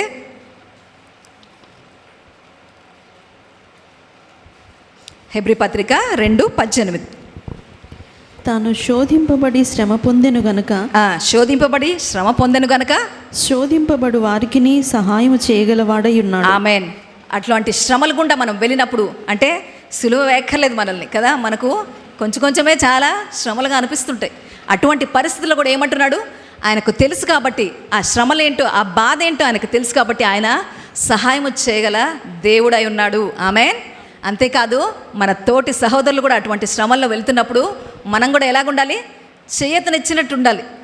ప్రేయర్ చేస్తాం, అధైర్యపడవద్దు, ప్రార్థిద్దాము అని మనము మన పొరుగు వారికి కూడా చెప్పేటట్టుగా మనం ఉండాలి. Amen. So let us carry the heart of God. Amen. So next మాట చూద్దాం. యోహాను సువార్త 19:30. యేసు ఆ చిరక పుచ్చుకొని సమాప్తమైనదని చెప్పి, సమాప్తమైనను. సో ఇట్ ఈస్ ఫినిష్డ్ అనే మాట ప్రభు పలికారు. So what was finished? ఏం ముగించింది? ఏం ముగియబడింది అక్కడ? ఏం ముగిసింది అక్కడ? The work of atonement was completed. ఏం జరిగింది? ప్రాయశ్చిత్తం యొక్క ఆ పని ఏదైతే ఉందో అది కంప్లీట్ అయిపోయింది. So the suffering of humanity was finished. ఏదైతే మనుషులు అపవాది చేతిలో చిక్కుకొని వారు ఏదైతే శ్రమల గుండా, ఏదైతే నిత్య నరకాగ్నిని వారి ముందు పెట్టుకొని వారు ఆ సఫరింగ్లో నడుస్తున్నారు, అదంతా కూడా అక్కడికి క్లోజ్ అయిపోయింది. ఇట్ ఈస్ ఫినిష్డ్ అంటున్నాడు ప్రభు. అంతేకాదు the battle with the enemy was over. ఆత్మీయ పరిధిలో ఆ పోరాటం ఏదైతే ఉందో అదంతా కూడా ప్రభువు ముగించేశానని చెప్తున్నాడు. So Jesus knows the suffering more than anyone on the earth. So ఒక మనిషి ఎట్లాంటి సఫరింగ్ అనుభవిస్తాడో ప్రభు కంటే ఎక్కువగా తెలిసిన వారు లేరని వాక్యము స్పష్టంగా తెలియజేస్తుంది. So he has finished it and so is able to save the suffering world. కాబట్టే ఆయన లోక రక్షకుడు. ఎందుకంటాం అట్లా? ఈ లోకము ఎలాంటి శ్రమల గుండా వెళ్తుందో, ఏమి అనుభవిస్తుందో అవన్నీ అనుభవపూర్వకంగా ఆయనకు తెలుసు కాబట్టి వాటన్నిటి నుంచి విడిపించగల సమర్థుడు ఆయన. So he is called the saviour of this world. So Jesus was not overcome by the suffering, but he overcame suffering and triumphed over it. So ఆ శ్రమలను బట్టి ఆయన ఆ శ్రమలకు లొంగిపోలేదు, కానీ శ్రమలను జయించిన దేవుడు ఆయన. Amen. Let this give us hope this day. Amen. అటువంటి శ్రమల గుండా మనం వెళ్తున్నప్పుడు తప్పకుండా ఆ శిలువ కార్యం ఏదైతే ముగించబడిందో దాని ద్వారా మనకు సహాయం ఉన్నది. So Jesus finished the eternal purpose of the cross కదా. శిలువ యొక్క ఒక ఉద్దేశమును ఆ దినము ఇట్ ఈస్ ఫినిష్డ్ అన్నప్పుడు ప్రభువు ముగించాడని మనము గుర్తుపెట్టుకోవాలి. అప్పుడు ఏం జరిగింది? The whale that was blocking man from God. మీకు తెలుసా ఆ టెంపుల్లో ఏముంటుంది? అతి పరిశుద్ధ స్థలంలోకి వెళ్ళకుండా చాలా మందమైన ఒక తెర ఉంటుందంట, ఉండేది. ఆ తెర ఏమైంది? ఎప్పుడైతే ఇట్ ఇస్ ఫినిష్డ్ అని ప్రభు పలికాడో ఆ తెర తండ్రి పైనుంచి కిందకి ఇలా రెండుగా చీలి పడిపోయింది. What does that indicate? ఏదైతే మనిషికి దేవుడికి అడ్డుగా ఉండిందో పాపము, ఒక రిలీజియస్ ప్రాక్టీసెస్ ఏమన్నానండి మీరు, అవన్నీ కూడా ప్రభు యొక్క శిలువ కార్యం ద్వారా అవి తొలగింపబడ్డాయి. The veil was removed. Now we have a free access to the father. Amen. హెబ్రీలో చదువుతాం కదా, we can boldly approach the throne of grace. మనం ఇప్పుడు ఏంటి? ధైర్యంగా మనమే తండ్రిని సహాయం కొరకు వేడుకోవచ్చు. మనం ఇతర రిలీజియస్ ప్రాక్టీసెస్ చూస్తే ఇప్పటికీ వాళ్ళకి మధ్యవర్తి కావాలి కదా, ఒక మనిషి మధ్యవర్తిగా ఉంటారు. కానీ మనకైతే ప్రభు తన పరిశుద్ధ రక్తం ద్వారా కదా మనకు మధ్యవర్తి అయ్యి ఆ ఏదైతే ఆ తెర ఉండిందో అది తీసివేశారు. Now we have direct. మనం అందుకే కదా ప్రార్థన అంటే ఏంటి? We speak to God face to face కదా, మనం డైరెక్ట్గా మన తండ్రితో సంభాషిస్తాం. ఆమెన్. అటువంటి ధన్యత ప్రభు యొక్క శిలువ కార్యం ద్వారా జరిగింది. సో ఇట్ ఈస్ ఫినిష్డ్ అన్నాడు. గుర్తుపెట్టుకోండి, ధైర్యంగా దేవుడి సన్నిధికి వెళ్ళవచ్చు. కొంతమంది కొంచెం బలహీనులైతే ఏమనుకుంటారంటే, ఈ తప్పు చేశాను, ఆ తప్పు చేశాను, దేవుడి దగ్గర ఇప్పుడు ప్రేయర్ చేస్తే నాకు ఆన్సర్ వస్తుందా రాదా. కొంతమంది నేచర్ అట్లుంటుంది. But no need of such condemnation కదా. ఆ విధంగా మనము ఖండించుకోక్కర్లేదు. దేవుని మాట ఏం సెలవిస్తుంది? నువ్వు పాపం చేసావని గ్రహింపు ఉంటే చాలు, దేవుని సన్నిధికి వెళ్ళి ఒప్పుకొని కదా తన పరిశుద్ధ రక్తంతో కడగబడి తిరిగి సహాయం మనం పొందుకోవచ్చు. We have that access to our father. Amen. So 7వ మాట లూకా సువార్త 23:46 చూసి ముగించుకుందాం. 23:46. అప్పుడు యేసు గొప్ప శబ్దముతో కేక వేసి, తండ్రి నీ చేతికి నా ఆత్మను అప్పగించుకొనుచున్నాను నేను. ఆమెన్. సో తండ్రి నీ చేతికి నా ఆత్మను, నా ప్రాణమును నేను అప్పగించుకుంటున్నాను. దీన్ని బట్టి ఏమర్థమవుతుంది? It speaks of the authority Jesus has over death. అంటే తన ప్రాణమును ఎవరు తీసుకోలేరు. మీరు ఒకసారి యోహాను సువార్త 10వ అధ్యాయము 18 ఒకసారి చదువుదాం. Here we see what authority Jesus has. యోహాను సువార్త 10వ అధ్యాయము 18 ఒకసారి చూస్తే, ఎవడును నా ప్రాణము తీసుకొనడు. ఎవరు నా ప్రాణం తీసుకోలేరు. నా అంతట నేనే దాన్ని పెట్టుచున్నాను. నా అంతట నేను నా ప్రాణాన్ని ఇచ్చాను. సో ఇక్కడ ఏం చెప్తున్నాడు? తండ్రి నా ప్రాణాన్ని నీకు అప్పగిస్తున్నాను. సో దీన్ని బట్టి అర్థం ఏమవుతుంది? He has the authority over his life. అంతేకాదు ఆయన రక్షకుడుగా అంగీకరించి మనం అప్పగించుకున్నప్పుడు he has authority over our life. గుర్తుపెట్టుకోండి, మన జీవితం మీద, మన ప్రాణం మీద ఎవరికి అధికారం ఉంది? మన దేవుడికి ఉంది కదా, అపవాదికి కాదు, వేరే మనుషులకు కాదు. He has authority over our lives. కాబట్టి ఈ దినము ధైర్యంగా మనము మన దేవునికి అప్పగించుకోవచ్చు. Because he will be responsible for our life. Amen. ఈ దినము ఈ మాటలన్నీ మనం ధ్యానిస్తూ మన జీవితకాలం ఇది గుర్తుపెట్టుకోవాలండి. ఏదో Lent days, Easter, Good Friday ఇట్లా కాదు. ప్రతిదినం కూడా దేవుని కార్యము మనం గుర్తు చేసుకుంటూ దేవునిలో కొనసాగడం అనేది చాలా ప్రాముఖ్యం. లేచి నిలబడితే ప్రేయర్ చేసుకుందాం.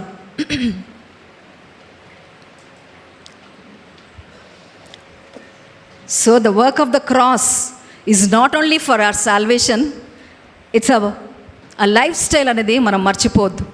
కేవలము మన రక్షణ కొరకు దేవుడు శిలువ కార్యాన్ని చేశారు అని ఆగిపోకుండా దాన్ని బట్టి మనము మన జీవితాన్ని ఏ విధంగా మనం సవరించుకుంటూ ఏ విధంగా మనం జీవించాలో కూడా మనము ధ్యానం కలిగి ఉందాం.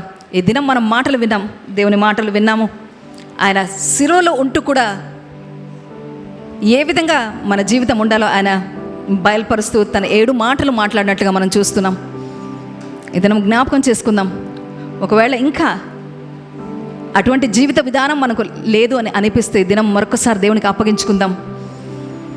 ఆ క్షమించే గుణం మనం కలిగి ఉందాం.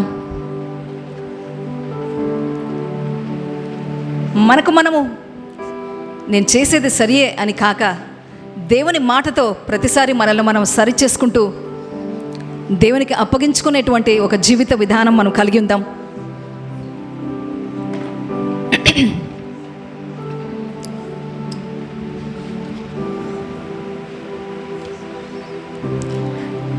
అదేవిధంగా ప్రతిసారి కూడా మన పరిస్థితుల్లో అప్పటికప్పుడు మన ఈ పరిస్థితి గడిస్తే చాలు అన్నట్టు కాదు, కానీ ఆ నిత్యత్వంలో దీన్ని బట్టి నా తండ్రి ముందు నేను నిలబడాలి. కాబట్టి సరి అయిన నిర్ణయాలు, సరి అయిన మాటలు, సరి అయిన ప్రవర్తన మనం కలిగి ఉండడానికి మనల్ని మనం అప్పగించుకుందాం. ఆ దొంగల వలె అప్పటికప్పుడు ఆ సమస్య తీర్తే చాలు, తిరిగి మన పాత జీవితంలో మనం కొనసాగొచ్చు అనే ఆలోచన కాకుండా ఆ నిత్య జీవం వైపు నడిపించేటువంటి అటువంటి ఆలోచనలు, అటువంటి నిర్ణయాలు మనం తీసుకుందాం. అదేవిధంగా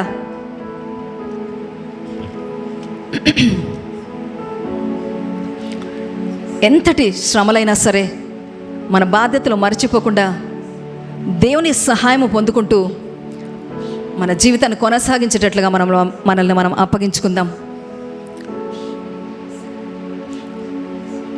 హీస్ ఎ గుడ్ గాడ్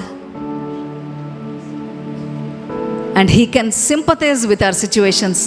ఆయన శ్రమ పడ్డాడు కాబట్టి మన శ్రమలలో మనకు ఎలాగో సహాయం చేయాలో ఆయన ఎరిగిన దేవుడని వాక్యం సెలవిస్తుంది. కాబట్టి మన శ్రమలలో ఆయన మీద ఆధారపడదాం, ఆయన నుంచి సహాయం పొందుకుందాం. అంతేకాదు ప్రతిదినము కూడా దేవునితో సహవాసం కలిగి ఉంటూ ఆయనలో కొనసాగడానికి మనల్ని మనం అప్పగించుకుందాం.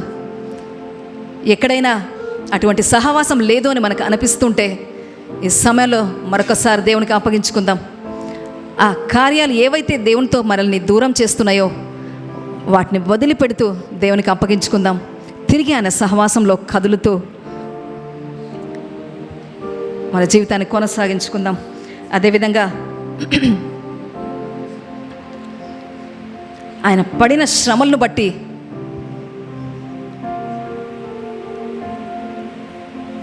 ఆయన ఏ విధంగా శ్రమ పడే వరకు సహాయం చేయగలరో ఆయనకు తెలుసునని వాక్యం సెలవిస్తుంది. మనుషులుగా మనకు ఎదురయ్యే పరిస్థితులు ఎలాంటివో, దానికి ఏ రకంగా సహాయం చేయాలో అవన్నీ అనుభవపూర్వకంగా ప్రభు అనుభవించి మన కొరకు ఆయన ఉన్నారన్న మాటను మనం మర్చిపోద్దు.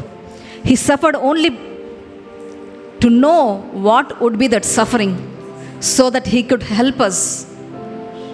మనం శ్రమ పడినప్పుడు ఆ శ్రమలో సహాయం అందించడానికే ఆయన కూడా మన